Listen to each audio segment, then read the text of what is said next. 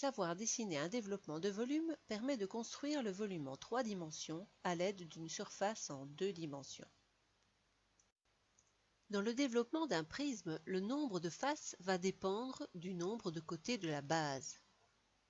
Si la base est triangulaire, il y aura la base plus le sommet plus 3 faces latérales, c'est-à-dire qu'il y aura au total 5 faces. Si la base est carrée, il y aura la base plus le sommet plus 4 faces latérales. Il y aura donc 6 faces, et ainsi de suite. Le développement d'un prisme peut se faire de plusieurs manières. La plus simple est de développer le prisme en ouvrant successivement les surfaces latérales, comme s'offriraient les pétales d'une fleur.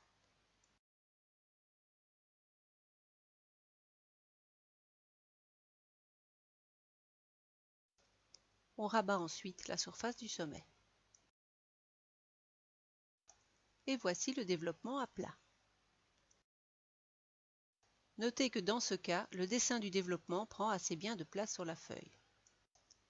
Voici une autre possibilité de développement qui permet de prendre moins de place au niveau du dessin. Dans ce cas-ci, on développe une première surface latérale sur le sol et on déroule ensuite toutes les autres de part et d'autre de celle-ci. Et on rabat ensuite le sommet.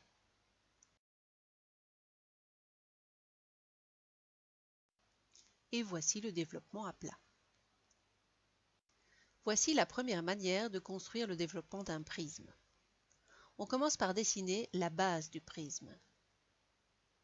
À partir de chaque côté de cette base, reportez perpendiculairement la hauteur du volume afin d'obtenir les faces latérales de celui-ci. Ensuite, on copie la base à la suite d'une des faces latérales. Cette face représentera le sommet du volume. N'oubliez pas de dessiner des pattes de collage si vous voulez fixer le volume en papier. Voici la deuxième manière de construire le développement d'un prisme. Pour commencer, dessinez la base du prisme. À partir d'un des côtés de cette base, reportez perpendiculairement la hauteur du volume afin d'obtenir une première face latérale. Copiez cette première surface latérale de part et d'autre de celle-ci.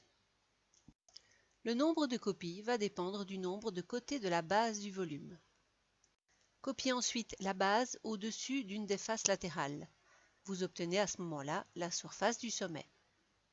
Et n'oubliez pas de dessiner des pattes de collage si vous voulez fixer votre volume en papier.